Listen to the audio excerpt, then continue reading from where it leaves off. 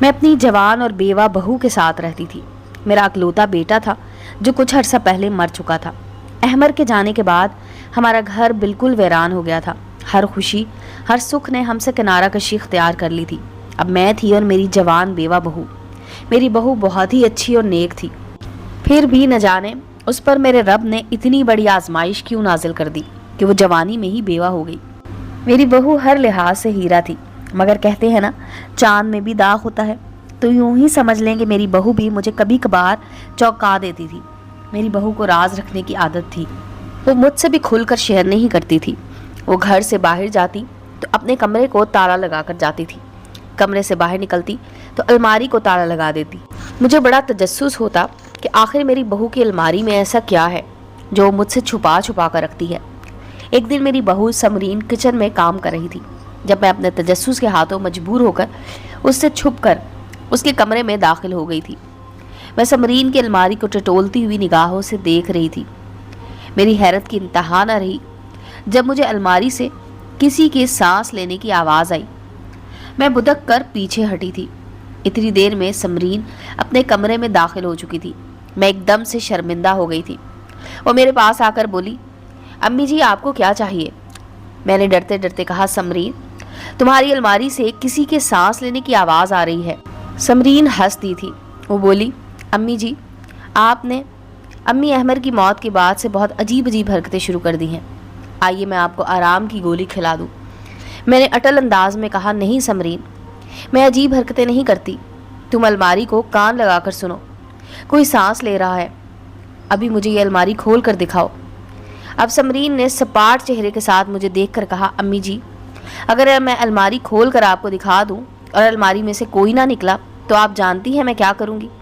میں آپ کو الماری میں بند کر دوں گی، کسی کو پتہ بھی نہیں چلے گا کہ آپ گئی تو گئی کہاں۔ سمرین اتنا کہہ کر کمرے سے نکل گئی تھی، جبکہ میں ششت سے کھڑی رہ گئی تھی۔ سمرین ٹھیک ہی کہتی تھی، کیونکہ میرے جینے یا مرنے سے کسی کو کوئی فرق نہیں پڑنے والا تھا۔ میرے دنیا میں فقط ایک ہی بیٹا تھا جو کہ ایک حادثے میں چل بسا تھا۔ میرے سارے رشتہ دار دوسرے شہر میں رہتے تھے، فقط میں اور میری بہو ہی یہاں رہتے تھے۔ ہم دونوں کا کوئی بھی نہیں تھا، بس ہم ہی ایک دوسرے کا سہارا بنی بیٹھی تھی۔ سمرین نے آج تک میرے ساتھ کبھی تلخ کلامی تو دور کی بات، کبھی مجھے پلٹ کر جواب تک نہ دیا تھا۔ میں سمجھ گئی تھی کہ آج کی بات سمرین کو ناگوار گزری ہے، تبھی تو وہ مجھے باتیں سنا کر چلی گئی تھی۔ میں نے سمرین کے کمرے میں نظریں دوڑا کر دیکھا تھا، ایک دفعہ پھر سے الماری کے پاس گئی۔ اب مجھے سانس کی آواز نہیں آ رہی تھی۔ مجھے یقین ہو گیا تھا کہ سمرین ٹھیک ہی کہتی ہے، میں احمر کی موت کے بعد سے سٹھیا گئی ہوں۔ میں اپنی بہو کے پاس گئی اور بولی، بیٹا مجھے آرام کی گولی دے دو، میرا دماغ بہت منتشر سا ہو رہا ہے۔ سمرین نے میرا ہاتھ پکڑ کر مجھے چارپائی پر بٹھایا اور کھانا میرے سامنے پیش کرنے لگی۔ وہ بولی، امی جی پہلے کھانا کھا لیں پھر آرام سے سو جائیے گا۔ میں کھانا کھا کر سونے کے لیے چلی گئی تھی۔ یوں ہوتا تھا کہ میں رات میں دوا کھا کر سوتی تو صبح ہی آنکھ کھلتی تھی، مگر نہ جانے آج میری آنکھ آدھی رات کیسے کھل گئی۔ میں نے سوچا کہ جاگ تو گئی ہوں، چلو احمر کے اصالِ ثواب کے لیے کوئی صورت ہی پڑھ لیتی ہوں۔ میں وضو کرنے کے لیے اٹھی تو مجھے بہو کے کمرے سے اس کے بولنے کی آواز آ رہی تھی۔ رات کے 2 بجے آخر وہ کس کے ساتھ بات کر رہی تھی؟ میں نے سوچا جا کر دیکھتی ہوں کہ بہو کیا کر رہی ہے۔ میں نے سمرین کے کمرے کا دروازہ کھولا تو وہ تاریکی میں ڈوبا ہوا تھا۔ میں واپس مڑنے ہی لگی تھی جب میرے دل میں ایک شک سا گزرا تھا۔ میں نے جلدی سے کمرے کا بلب روشن کر دیا تھا۔ سمرین اپنے بیڈ پر پڑی بے سدھ سو رہی تھی۔ کمرے کی ہر چیز پہلے کی طرح ہی پڑی ہوئی تھی، مگر میری نظر جیسے ہی الماری پر پڑی میں ٹھٹک سی گئی تھی۔ الماری کا تالا کھلا ہوا تھا۔ میں دبے قدموں الماری کی جانب بڑھنے لگی تھی۔ میں نے جیسے ہی الماری کے ہینڈل کو ہاتھ لگایا، سمرین ایک دم جاگ گئی۔ امی آپ اس وقت؟ آواز سن کر میں بدک گئی تھی۔ امی جی آپ اس وقت میری الماری کی تلاشی لینے آئی ہیں؟ سمرین رونے لگی تھی۔ میں تو اس اچانک افتاد پر گھبرا گئی تھی اور روتے ہوئے بولی، امی جی آپ مجھ پر شک کرتی ہیں؟ آپ کو کیا لگتا ہے کہ میں آپ سے کیا کچھ چھپا سکتی ہوں؟ ایک بات کہوں، مجھے کیا ضرورت پڑی ہے کہ میں کوئی بھی ایسا ویسا قدم آپ سے چھپ کر اٹھاؤں؟ میں بیوہ ہو چکی ہوں، اب مجھے اسلام اور قانون نئے رشتے میں بندھنے کی اجازت دیتا ہے، مگر میں نے آپ کے ساتھ کو اپنے لیے منتخب کیا ہے۔ میں احمر کی یادوں کو اپنے سینے سے لگائے بیٹھی ہوں۔ میں آپ سے وعدہ کرتی ہوں کہ یوں ہی ساری زندگی احمر کی بیوہ بن کر رہوں گی۔ میں نے آگے بڑھ کر جلدی سے سمرین کو گلے لگا لیا تھا۔ میں سخت خوفزدہ ہو گئی تھی کہ اگر سمرین میری ان حرکتوں سے تنگ آ کر مجھے چھوڑ کر چلی گئی تو میں کیا کروں گی۔ اس لیے میں نے جھوٹ کا سہارا لیا اور بولی، بیٹا معاف کرنا، نیند میں پتہ ہی نہیں چلا کہ میں کب تمہارے کمرے میں گھس آئی۔ سمرین نے میرا ہاتھ تھاما اور بولی، آ جائیں، میں آپ کو آپ کے کمرے تک چھوڑاؤں۔ میں اس کے ساتھ چل دی، لیکن میں نے سر گھما کر آخری بار الماری کو دیکھا تھا تو مجھے اس کا دروازہ حرکت کرتا ہوا محسوس ہوا تھا۔ میری بہتری خاموشی میں ہی تھی۔ سمرین مجھے بستر پر لٹا کر خود باہر نکل گئی تھی۔ میں آج بڑی فرصت سے سمرین کی شخصیت کا جائزہ لینے بیٹھی تھی۔ مجھے وہ دن یاد آ گئے تھے جب میں اپنی سہیلی سے سمرین کا ہاتھ مانگنے گئی تھی۔ وہ بہت خوش ہوئی تھی۔ میرا احمر تھا ہی لاکھوں میں ایک، انہوں نے جھٹ سے ہاں کہہ دی تھی۔ پھر میں کم عمری معصوم سی عمر میں سمرین کو اپنی بہو بنا کر اپنے گھر لے آئی تھی۔ اس نے میرے گھر کو آ کر سجا دیا تھا۔ وہ ایک بہت ہی خوش مزاج اور اچھی لڑکی تھی۔ سارا دن میرے ساتھ گپ شپ لگاتی۔ ہماری خوب اچھی دوستی ہو گئی تھی۔ پھر جب احمر کام سے واپس آ جاتا تو وہ اس کی دلجوئی میں مصروف ہو جاتی تھی۔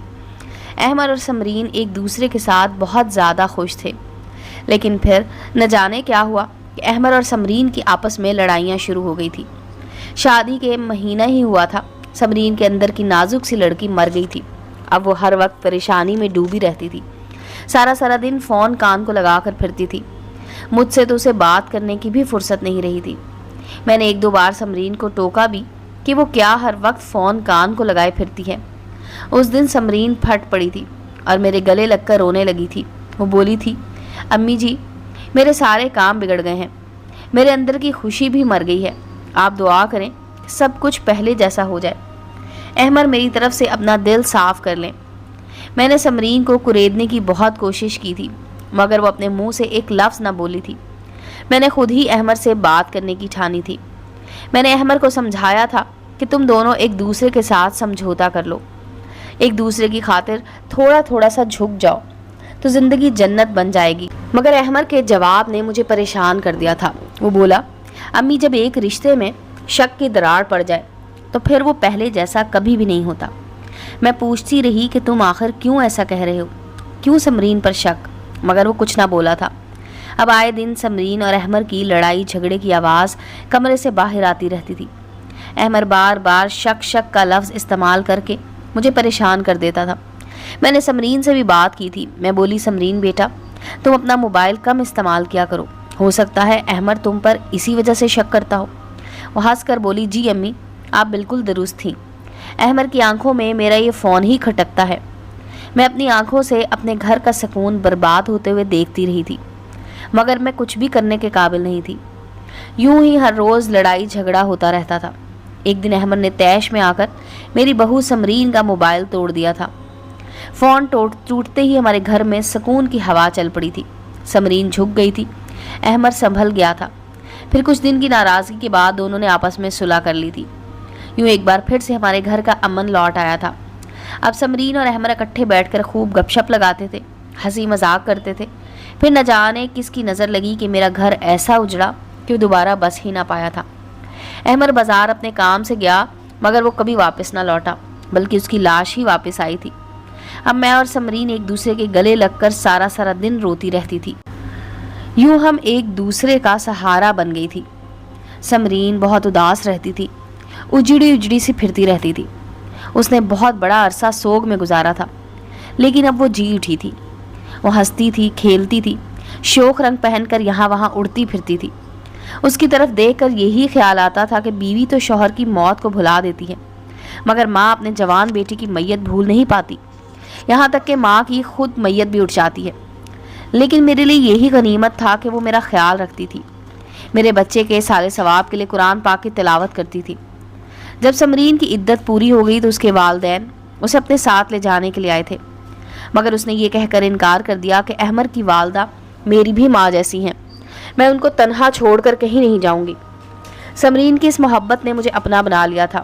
میں تو احمر اور سمرین کے درمیان ہونے والی لڑائی جھگڑے کو یکسر بھولی بیٹھی تھی۔ سمرین میں ایسا کیا تھا جو میرا بچہ اس پر شک کرتا تھا؟ میں نے سوچ لیا تھا کہ اس راز کو فاش کر کے ہی رہوں گی۔ میں اب ہر وقت سمرین پر نظر رکھتی، اس کی چال ڈھال دیکھ کر اس کے کردار کو جانچنے کی کوشش کرتی تھی۔ مجھے صاف ظاہر ہو رہا تھا کہ سمرین کے کردار میں واقعی کھوٹ تھا۔ پھر مجھے خیال آیا کہ میں جو اس کی جاسوسیاں کرتی پھر رہی ہوں، کیوں نہ اسے آزاد کر کے گناہ سے بچا لوں۔ اس طرح شاید میرے بیٹے کی روح کو بھی زیادہ اذیت نہ پہنچے۔ میں نے سمرین کو اپنے کمرے میں بلایا تو بڑی عجلت میں لگ رہی تھی۔ میں نے اس سے کہا کہ میں جانتی ہوں تمہارا وقت بہت قیمتی ہے، مگر میں بھی تم سے بہت ضروری بات کرنا چاہتی ہوں۔ سمرین بولی، آپ تمہید کے بغیر ہی بات کر لیں، مجھے گھر کے بہت کام کرنے ہیں ابھی۔ میں بولی، سمرین تم جوان جہان ہو، خوبصورت بھی ہو، تم تو جانتی ہو کہ مرے ہوئے انسان کے ساتھ مرا نہیں جاتا۔ میں تو بوڑھی ہوں، آج ہوں شاید کل نہ رہوں، تم نے تو پہاڑ جیسی زندگی کاٹنی ہے۔ میں تمہیں اجازت دیتی ہوں کہ اپنے لیے اچھے سے بر کی تلاش کر لو۔ سمرین میری باتیں سن کر میرے گلے لگ کر رونے لگی تھی۔ وہ بولی، امی جی آپ کو آپ کے مرے ہوئے بیٹے احمر کی قسم ہے، آج کے بعد مجھ سے دوبارہ کبھی شادی کی بات مت کیجیے گا۔ میں احمر کی بیوہ بن کر ہی زندگی گزارنا چاہتی ہوں۔ میرے لیے احمر کے ساتھ چند ماہ کی بتائی ہوئی ازدواجی زندگی ہی بہت ہے۔ سمرین کے الفاظ اس کی اندرونی جذبات کی عکاسی تھے۔ میں شدید تذبذب کا شکار تھی کہ آخر ہوا کیا ہے۔ اب سب میں نے یہ فیصلہ کیا تھا کہ میں کسی بھی فیصلے پر پہنچنے سے پہلے سب کچھ اپنی کھلی آنکھوں سے دیکھوں گی۔ میں نے سب سے پہلے تو اس بات کا اندازہ لگانے کی کوشش کی تھی کہ آخر مجھے سمرین پر شک ہوا ہی کیوں تھا۔ اب میں چپ چاپ رہتی، نماز پڑھتی اور آرام کرنے کے لیے لیٹ جاتی۔ ایک دن سمرین چائے بنا رہی تھی جب میں کچن میں داخل ہو گئی۔ میں یہ دیکھ کر حیران رہ گئی تھی کہ سمرین نے 2 کی بجائے 3 کپوں میں چائے ڈالی ہوئی تھی۔ میں جلدی سے کچن سے باہر نکل گئی۔ میں اپنے کمرے میں بیٹھ کر اس پر نظر رکھے ہوئے تھی۔ وہ مجھے چائے کا کپ تھما کر چلی گئی تھی۔ میں جلدی سے اٹھ کر کھڑکی کے پاس کھڑی ہو گئی تھی۔ وہ 2 کپ اپنے کمرے میں لے گئی تھی۔ میں نے اپنا سر تھام لیا تھا کہ آخر یہ سب ہو کیا رہا ہے۔ پھر رات سمرین مجھے کھانا کھلانے آئی تو ساتھ ہی آرام کی گولی بھی لے آئی تھی۔ میں اس سے بولی، بیٹا یہ تو بہت اچھا کیا کہ آرام کی گولی بھی لے آئی ہو، میں سونا چاہتی ہوں، تم بھی ادھر رکھ دو۔ میں نے ایسا ہی اس لیے کہا تھا کہ وہ مجھے زبردستی ہی نہ کھلا دے۔ اس کے جاتے ہی میں کمرے کی کھڑکی میں چلی گئی۔ میں نے دیکھا کہ سمرین 2 برتنوں میں کھانا ڈال کر اپنے کمرے میں لے کر گئی تھی۔ میں ہکا بکا کھڑی کھڑکی میں دیکھتی رہ گئی۔ اب مجھ میں اتنی ہمت بھی نہ تھی کہ اس کے کمرے کے پاس جا کر جاسوسی کر سکوں، کیونکہ وہ مجھے الماری میں بند کرنے کی دھمکی ایک بار دے چکی تھی۔ اس لیے میں نے صبح تک انتظار کرنے کا فیصلہ کیا تھا۔ صبح ہوئی تو میں نے سمرین پر بالکل بھی ظاہر نہ کیا تھا کہ مجھے اس پر شک ہے۔ وہ اپنے کام کاج میں مصروف تھی۔ جب میں نے سمرین کو پکار کر کہا کہ میری یہ قمیض درزن سے کھلی کروا لو، میں نے نہا کر یہ لباس پہننا ہے، مگر یہ قمیض اتنی تنگ ہے کہ اس میں میرا دم گھٹتا ہے۔ میری بہو اپنے کام چھوڑ کر میری قمیض لے کر گھر سے باہر نکل گئی تھی۔ وہ بڑی عجلت میں تھی، اس لیے کمرے کو لاک لگانا بھی بھول گئی تھی۔ اس کے جاتے ہی میں بھاگ کر سمرین کے کمرے میں داخل ہو گئی تھی۔ میں فوراً الماری کے پاس گئی تھی۔ الماری کو تالا لگا ہوا تھا۔ میں نے تالا اپنے کان الماری پر لگا دیے۔ آج مجھے پھر کسی کے سانس لینے کی آواز آنے لگی تھی۔ میں نے زور زور سے الماری کا دروازہ پیٹنا شروع کر دیا تھا۔ میں بولی، کون ہو تم؟ جواب دو مجھے۔ لیکن الماری سے کوئی جواب نہیں آیا تھا۔ اب مجھے اپنی ذہنی حالت پر ہی شک ہونے لگا تھا۔ کہیں سمرین سچ تو نہیں کہتی تھی کہ میں احمر کی موت کی وجہ سے ایسی ہو گئی ہوں؟ میں باہر صحن میں بیٹھ کر رونے لگی تھی۔ اتنی دیر میں سمرین بھی آ گئی تھی۔ وہ مجھے روتا دیکھ کر پریشان ہو گئی تھی۔ وہ مجھے تسلیاں دلاسے دیتی رہتی تھی۔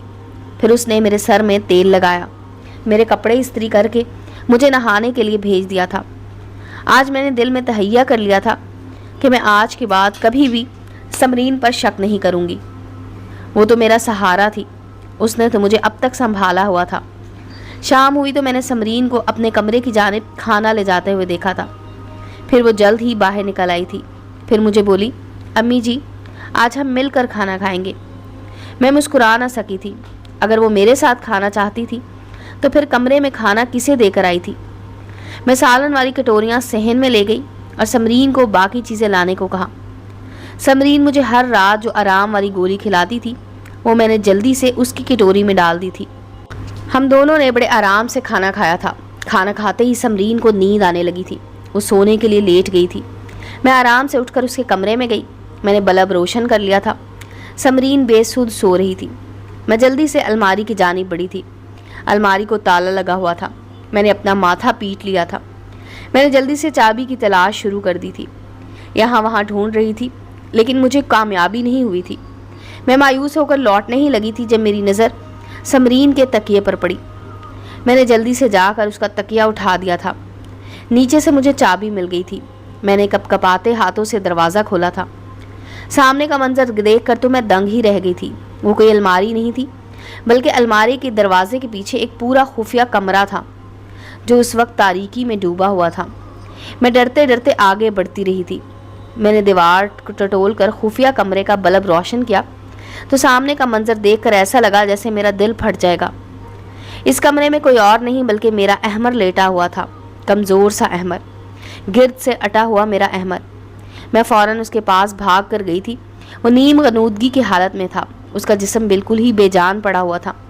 میں اپنے احمر کے گلے لگ کر پھوٹ پھوٹ کر روتی رہی تھی، لیکن احمر اس وقت حرکت کرنے کے قابل بھی نہیں تھا۔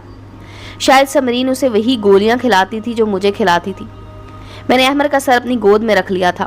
میں ساری رات روتی رہی۔ کچھ آنسو خوشی کے تھے اور کچھ آنسو غم کے۔ میرا بیٹا زندہ تھا، میں بہت بڑی غنیمت تھی، مگر اس کی حالت میرا جگر چھلنی کر رہی تھی۔ سمرین بے سود لیٹی ہوئی تھی، اللہ اللہ کر کے صبح ہوئی تھی۔ احمر کی آنکھ بھی کھل گئی تھی۔ وہ اٹھتے ہی اپنے جسم کو نوچنے لگا تھا، پھر مجھے دیکھ کر وہ رونے لگا تھا۔ اس نے میرے گلے میں باہیں ڈال دی تھی۔ احمر بڑی دیر تک روتا رہا تھا، پھر مجھ سے بولا، امی سمرین سے مجھے میرا سکون لے دیں، میرا نشہ لے دیں، نہیں تو میں مر جاؤں گا۔ میں احمر کو حیرت بھری نگاہوں سے تکتی رہی تھی۔ وہ خود کو نوچ رہا تھا۔ ہمارا شور سن کر سمرین کی بھی آنکھ کھل گئی تھی۔ اس نے الماری کے کھلے دروازے سے ہمیں دیکھ لیا تھا۔ وہ جلدی سے اٹھ کر ہماری جانب بھاگ آئی تھی۔ اس نے میرا ہاتھ پکڑ کر مجھے اس خفیہ کمرے سے باہر نکال کر پھر سے اسے تالا لگا دیا تھا۔ سمرین بولی، امی جی، احمر کو دورہ پڑ رہا ہے، وہ آپ کو نقصان پہنچا سکتا ہے۔ میں بولی، سمرین، تم نے میرے جوان جہان بچے کا کیا حال بنا دیا ہے؟ مجھے سچ سچ بتاؤ کہ تم نے ایسا کیوں کیا تھا؟ سمرین رونے لگی تھی۔ وہ بولی، امی جی، میری شادی جب احمر کے ساتھ ہوئی تو میں بہت زیادہ خوش تھی۔ سب کچھ اتنا اچھا لگتا تھا کہ میں بتا نہیں سکتی، مگر شادی کے چند ماہ بعد ہی مجھے احمر میں تبدیلیاں محسوس ہونے لگی تھی۔ وہ باتھ روم میں گھنٹوں بیٹھا رہتا، پھر الماری میں گھس جاتا۔ مجھے بڑا عجیب سا محسوس ہوتا تھا، مگر جب احمر باتھ روم سے نکلتا تو اس کی آنکھیں سرخ ہوتی تھی اور وہ لڑکھڑاتا ہوا آ کر بیڈ پر گر جاتا تھا۔ مجھے معلوم پڑ چکا تھا کہ احمر منشیات کا استعمال کرتا تھا، لیکن ایک دن احمر کے فون پر آنے والی کال میں نے اٹھا لی تھی۔ تب مجھے پتہ چلا کہ وہ تو منشیات کا کاروبار بھی کرتا ہے۔ میں نے احمر کے موبائل سے اس کے دوستوں کے نمبر نکال لیے تھے۔ میں نے اس کے ایک دوست سے احمر کے متعلق پوچھا تھا۔ سب نے ہی تصدیق کی تھی کہ وہ منشیات فروش ہے۔ میری احمر کے ساتھ لڑائی رہنے لگی تھی۔ وہ کہتا تھا کہ میں بلا وجہ اس پر شک کرتا ہوں، لیکن میں اس کو اس فعل سے بچانا چاہتی تھی۔ میں نے اس کو روکا مگر وہ نہ رکا۔ احمر نے میرا موبائل بھی توڑ دیا تھا۔ اس کو لگتا تھا کہ نہ میرے پاس موبائل ہوگا اور نہ ہی میں اس کی جاسوسی کرتی پھروں گی۔ میں نے بھی احمر کو دکھاوے کے لیے اس کے ساتھ صلح کر لی تھی۔ پھر ایک دن میں نے احمر کو الماری میں گھستے دیکھ لیا تھا۔ میں اس کے پیچھے ہی پہنچی تو میری حیرت کی انتہا نہ رہی کہ یہ تو الماری نہیں بلکہ خفیہ کمرہ تھا جہاں احمر نشہ کرنے جاتا تھا۔ میں نے احمر کو باہر سے تالا لگا کر قید کر دیا تھا۔ پھر میں نے احمر کے دوست کے ساتھ مل کر اس کی جھوٹی میت کا ڈرامہ کیا تھا۔ میں احمر کو معاشرتی بگاڑ کا سبب بنتے ہوئے نہیں دیکھ سکتی تھی۔ میں نہیں چاہتی تھی کہ خود جس زہر قاتل کا شکار ہو چکا ہے دوسرے بھی اس سے متاثر ہوں۔ میں احمر کا علاج کروا رہی ہوں۔ میں نے ڈاکٹر سے اس کے لیے دوائی لی ہوئی ہے۔ وہ کچھ ہی عرصے تک بالکل صحت یاب ہو جائے گا، پھر میں اسے اس کال کوٹری سے باہر نکال دوں گی۔ میں نے آپ کو احمر کے کالے کرتوتوں کے متعلق اس لیے نہیں بتایا تھا کیونکہ ایک ماں کا دل نرم ہوتا ہے۔ آپ بھی اپنے بچے کو اس حال میں دیکھ نہ پاتی، اس لیے آپ کو بھی آرام کی دوا دیتی رہتی تھی۔ میں سمرین کے گلے لگ کر رونے لگی تھی۔ میں اس کم عمر اور باہمت لڑکی کو دیکھتی ہی رہ گئی تھی۔ میں سوچتی رہ گئی کہ تعلیم کس قدر ضروری ہوتی ہے۔ اگر سمرین ان پڑھ ہوتی تو وہ رو دھو کر تماشا کھڑا کرتی یا گھر چھوڑ کر میکے چلی جاتی، مگر سمرین نے تو اپنی سمجھداری سے بازی ہی پلٹ ڈالی تھی۔ میں اس کی بہت مشکور تھی۔ میں نے سمرین سے معافی مانگ لی تھی۔ میں نے اس کو بتایا کہ میں اس پر شک کرتی رہی ہوں۔ وہ ہنس دی تھی۔ وہ بولی، میں جانتی ہوں، مجھے ایک ایک چیز کے متعلق سب کچھ معلوم ہے۔ پھر سمرین نے مجھ سے وعدہ لیا تھا کہ احمد جب تک مکمل ٹھیک نہیں ہو جاتا میں اس سے نہیں ملوں گی۔ میں جانتی تھی اس عمل میں میرے بچے کی ہی بھلائی تھی اس لیے میں نے سمرین سے وعدہ کر لیا تھا۔ امید ہے دوستوں اسٹوری اچھی لگی ہوگی، چینل کو لائک اور سبسکرائب کریں اور بیل آئیکن کا بٹن دبانا مت بھولیں تاکہ ہر نئے آنے والی اسٹوری کا نوٹیفیکیشن آپ کو مل سکے۔ ملتے ہیں اگلی اسٹوری کے ساتھ۔